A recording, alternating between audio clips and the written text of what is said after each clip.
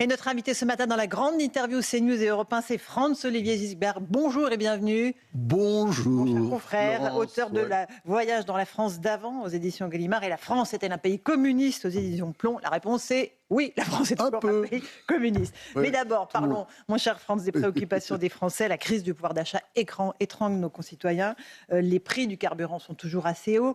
Il y a une montée en pression évidemment sur le gouvernement. Est-ce que le gouvernement est coincé, Franz-Olivier Gisbert? Bien sûr. Est-ce qu'il devra lâcher du lest sur ces prix du carburant? Il est coincé, il ne peut pas trop lâcher de l'Est parce que il y a les marchés qui nous surveillent, il y a beaucoup de gens qui nous surveillent aujourd'hui. Pourquoi? Parce qu'on a cette dette. Cette dette dont il ne faut pas parler. Heureusement qu'il y a eu Bayrou pour apprendre aux Français qu'il y avait ce gros problème. C'était le premier homme politique à en parler vraiment. Dès 2007. 3 526 milliards aujourd'hui, et puis ça continue à tourner. Ce qui veut dire 51 000 euros par Français. Si on regarde par habitant. Alors simplement, évidemment, c'est la dette globale et c'est pas ça le plus important parce que on peut toujours renégocier, en parler, on verra bien. Mais il y a quelque chose qui est fondamental, c'est la charge de la dette. La charge de la dette, ça va être bientôt 100 milliards. Cette année, ce sera 60. 100 milliards en 2029. Il faudra sortir cet argent pour l'intérêt de la dette, simplement.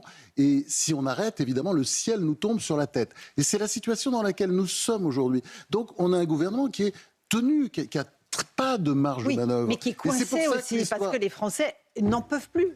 Pourquoi les ils n'en Français peuvent plus? Attendez, parce qu'ils ont raison. Mais ça, c'est tout le système, d'ailleurs. Le budget a confirmé une politique absurde qui est menée depuis 1981, avec on augmente tout le temps les dépenses pour faire de la croissance, on ne fait pas de croissance.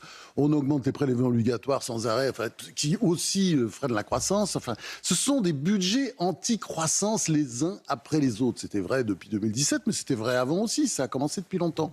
Et les Français, il y a une réalité qui a été très peu soulignée par les médias, je ne sais pas pourquoi d'ailleurs, mais que le pouvoir d'achat en 2025 des Français a déjà diminué de moins 0,8%. Et puis avec la croissance qui s'annonce cette année, qui sera très faible, s'il y en a une, c'est même pas sûr, on va encore vers une baisse du pouvoir d'achat. Alors, le problème de l'essence, c'est que de toute façon, il y a un système qu'on a inventé avec 61% de prélèvement, de taxes, etc., sur le prix de l'essence.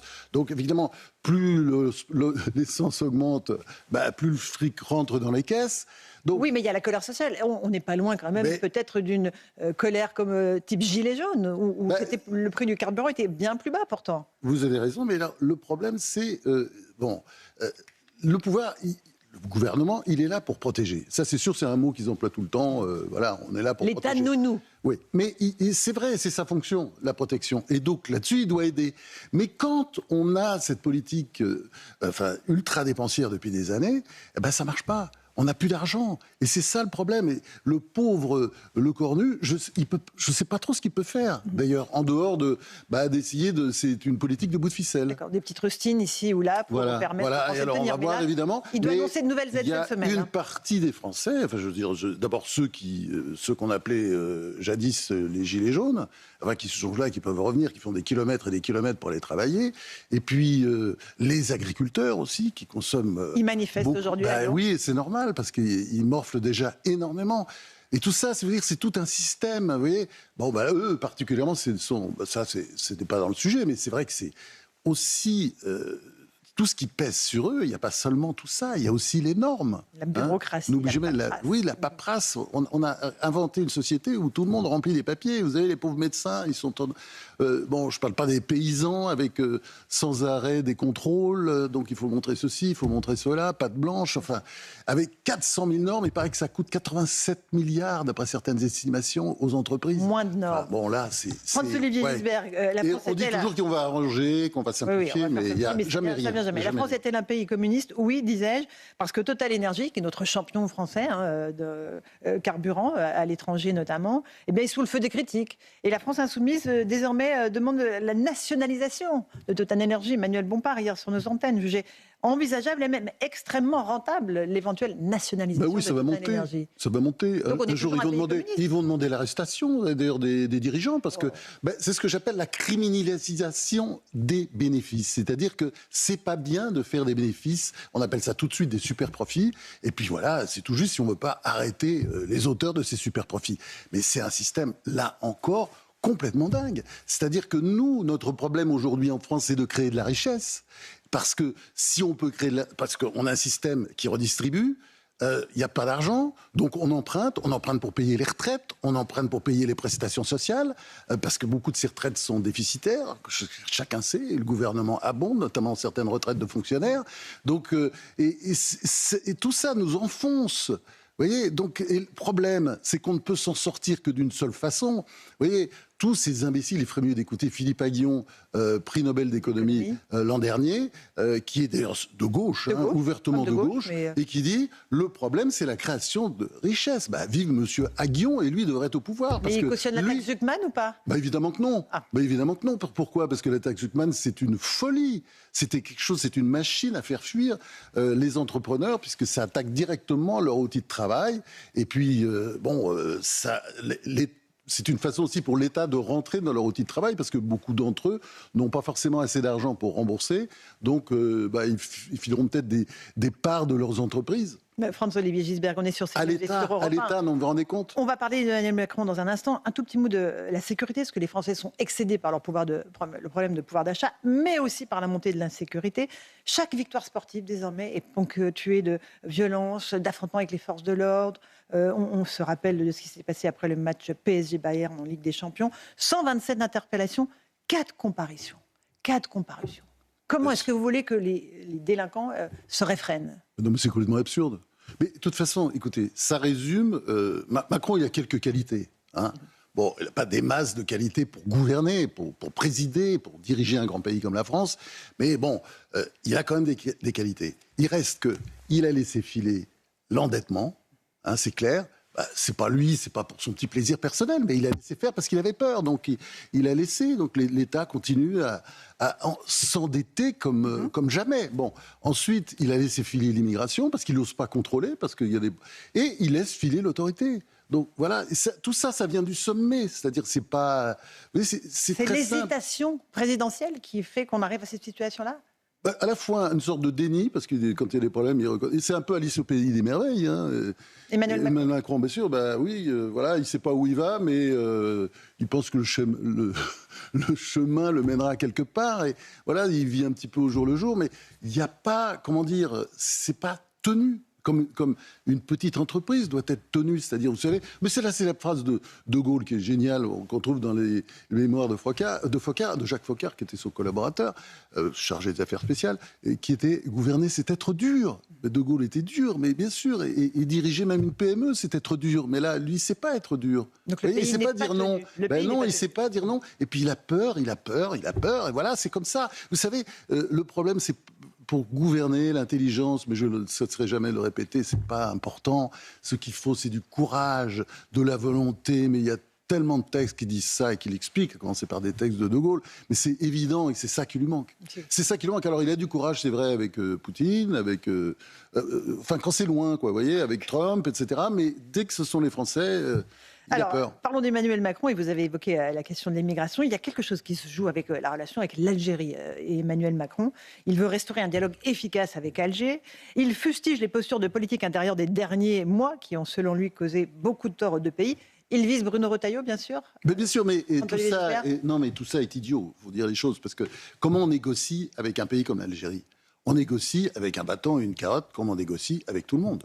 Y compris avec nos pires adversaires. Mais c'est comme ça qu'il faut négocier. C'est-à-dire, il faut tendre la main, et puis de l'autre côté, montrer que on est la France. On ne peut pas se faire marcher dessus. On n'est pas un paillasson. C'est incompréhensible. Moi, je ne comprends pas que...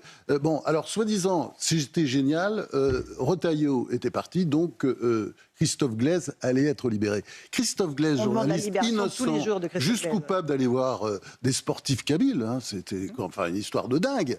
Il est en prison, on ne sait pas combien de temps ça va durer. Ça montre d'ailleurs le côté dégénéré du système algérien qui ne peut pas durer comme ça éternellement, parce que ce sont quand même en grande partie des prévaricateurs.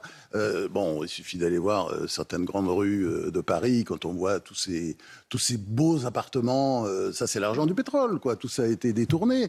Et ce pouvoir-là, il s'accroche, comment dire, oui, à ce que d'ailleurs Macron a appelé un jour la rente mémorielle, c'est-à-dire, bah oui, parce que ce peuple a beaucoup souffert pendant la guerre d'Algérie, la France lui devrait beaucoup. Mais à ce moment-là, excusez-moi, on pourrait aussi demander des comptes aux Romains, enfin aux Romains maintenant, aujourd'hui aux Italiens, puisque nous avons été occupés autrefois par les Romains, nous avons été occupés aussi par les Vandales qui venaient de Germanie, donc il faut demander des comptes aussi aux... Donc il faut arrêter, il faut tourner la page. Mais oui, la colonisation, attendez, la colonisation, et en plus, la farce de cette affaire, c'est que quand il a expliqué pour complaire aux dirigeants algériens que la colonisation avait été un crime contre l'humanité, bon, il oubliait que les Arabes avaient colonisé l'Algérie, qui était berbère, hein, c'est le peuple originel, c'est le peuple berbère, les Arabes l'avaient colonisé, mais avant les Arabes, il y avait aussi les Ottomans. Et les Ottomans, excusez-moi, là aujourd'hui, il y a des accords entre l'Algérie et Erdogan, et voilà, la Turquie, et tout se passe très bien, parce que voilà, ils s'aiment, ils s'embrassent. Bon, tout ça est absurde. Ce sont des prétextes. François-Olivier Gisbert, Emmanuel Macron est en ce moment en tournée africaine, 4 jours, qui ressemble un peu à une tournée d'adieu. Il était en Égypte, il est à présent à Nairobi, où il co-préside un sommet qui s'appelle Africa Forward. Il n'y a pas de français dans l'affaire.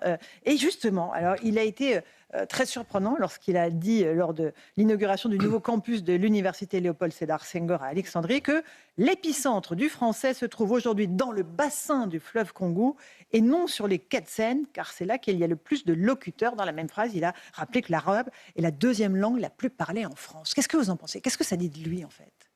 Bah, écoutez, aujourd'hui, il faut bien dire les choses, il y a chez Emmanuel Macron un côté mort-vivant, c'est-à-dire il est mort, hein, c'est-à-dire c'est fini pour lui, deuxième mandat, c'est terminé, il n'y a plus que quelques mois à tirer encore, et bon, il essaie de faire croire, etc., il porte beau, mais il y a un côté mort. D'ailleurs, on voit très bien, tous ces dauphins, ces ex-dauphins font campagne contre lui, etc., c'est fini, donc c'est le crépuscule, et les crépuscules, pour les présidents français, quels qu'ils soient, sont toujours des très mauvais moments à passer. Et de l'autre côté, il y a un côté vivant, c'est-à-dire qu'il tourne. Et c'est vrai qu'il aille en Afrique, moi je trouve ça très bien. Et cette tournée africaine, c'est très bien. Simplement, alors que l'influence de la France est complètement anéantie. C'est fini d'ailleurs. Oui, il a mis le dernier clou dans le cercueil en quittant le Mali. Mali, Burkina, ce qui ne réussit pas d'ailleurs aujourd'hui aux Russes, qui eux-mêmes d'ailleurs vont s'en aller bientôt. Mais si vous voulez, dans cette histoire-là, moi, je trouve qu'il y a quelque chose de vrai quand même. Sur la langue. Sur la langue, c'est-à-dire qu'il ne faut jamais oublier qu'aujourd'hui, le français, il est parlé par 400 millions d'humains. Il y a 400 millions de personnes sur la Terre qui parlent français. Hein, nous sommes un petit peuple de 70 millions. Oui. Et donc, c'est quand même... Il faut regarder bien les chiffres. Nous sommes aujourd'hui la 4e langue parlée. Hein, la 4e, nous étions la 5e il y a encore peu de temps. Et tout ça, c'est grâce à l'Afrique. Grâce notamment d'ailleurs au Congo. Donc c'est pas faux sur le fond. C'est pas faux, c'est vrai, il faut le rappeler, oui, bien sûr. Mais est-ce que la langue, c'est la culture française? Il y a une majorité aujourd'hui de personnes en Afrique qui parlent français. Mais est-ce que la langue, c'est la culture française? C'est une vaste question, ça. Oui, mais enfin, elle passe par la langue. Ça passe par la langue. On habite un pays, on habite aussi une langue. Là, tous les écrivains vous diront ça.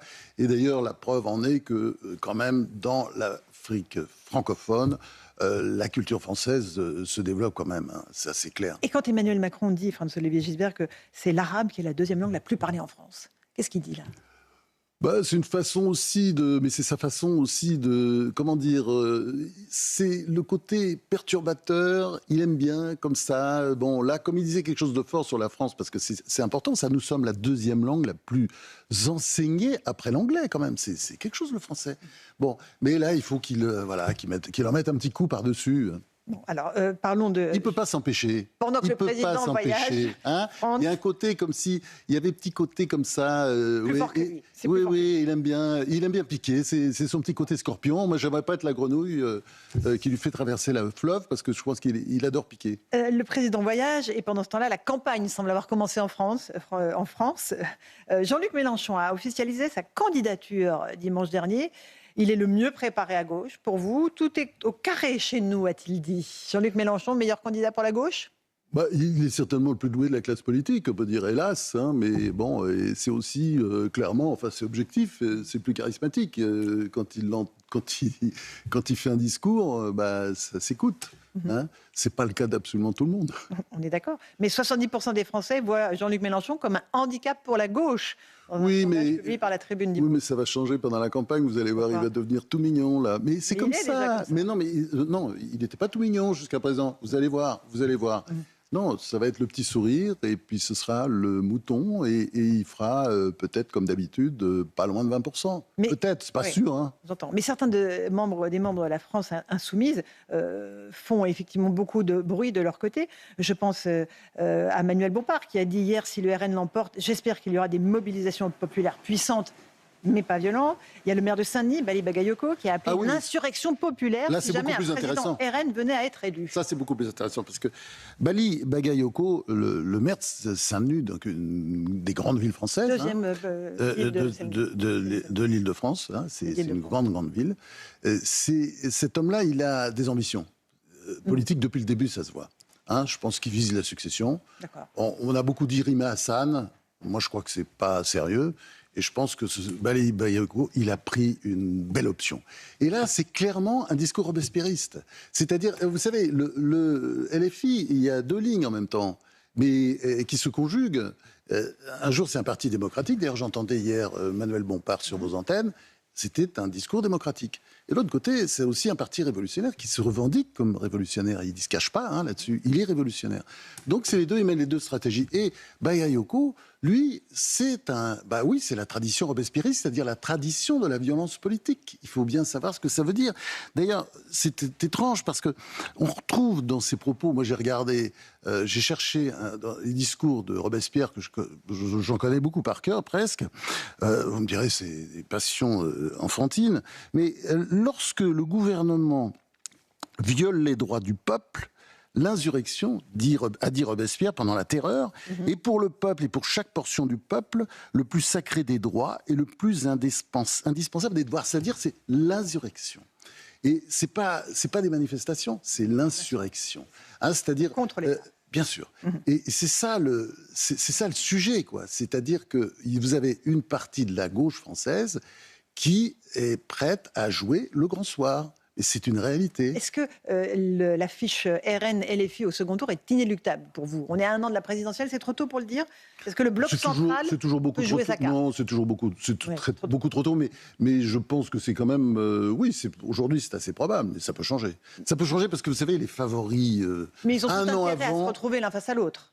Ils ont tout intérêt à je pense absolument. Ça, c'est clair. Ça, vous avez raison. C'est absolument ça. Les deux se souhaitent. Et ça, c'est clair. Mais l'élection se joue au centre. L'élection se joue toujours en France. Oui, bien sûr. Donc, est-ce que le bloc central, s'il arrive à qualifier un candidat, que ce soit Édouard Philippe ou Gabriel Attal, peut changer la donne? Vous oubliez Bruno Retailleau, parce qu'il peut aussi, lui, il commence un peu bas, mais il peut très bien remonter. Vous avez peut-être David Lisnard qui peut arriver, je sais pas, des gens...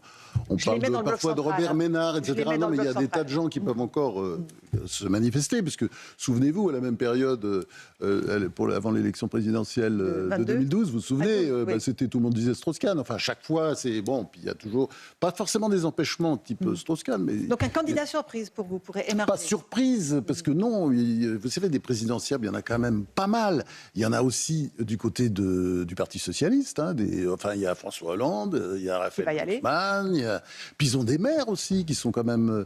faut jamais oublier, Stéphane Le Foll, le maire du Mans, Karim Bouamran, le maire de Saint-Ouen. Enfin, ce sont des personnalités fortes aussi qui peuvent jouer. Mais on a déjà vu autant de candidats potentiels, François-Olivier Gisbert. Il y en a toujours eu beaucoup. À un moment donné, il faut que ça se coagule, il faut que ça aille sur... Et ça, pour ça, il devrait y avoir des primaires. Il y aura peut-être des primaires encore, à l'intérieur du Parti Socialiste, par exemple. Ou il n'y aura pas de primaires, parce que l'arrangement entre Philippe et Attal, puisqu'il y a un arrangement par les deux, un accord tacite. Mais ça veut dire quoi? Ça sera très compliqué. Pourquoi? Parce qu'il y a quand même le problème des dépenses de campagne. À partir du moment où ces gens disent qu'ils sont candidats, tic-tac, tic-tac, tic-tac, dépenses de campagne, après, comment ils vont faire hein? Bon, c'est très compliqué. C'est très compliqué de se retirer quand on s'est lancé. Donc les jeux ne sont pas faits encore, hein, il est beaucoup trop tôt. Non, mais regardez, toutes les élections précédentes, attendez, vous vous souvenez, bon, vous n'étiez pas à peine né, mais l'élection Chirac en 1995, un an avant, c'était Balladur. Et même 6 mois avant, c'était Balladur. Bon, il a bien été battu. En 2002, c'était aussi Jospin. Tout le monde disait Jospin. Ça a été Chirac. Enfin, vous voyez, c'est...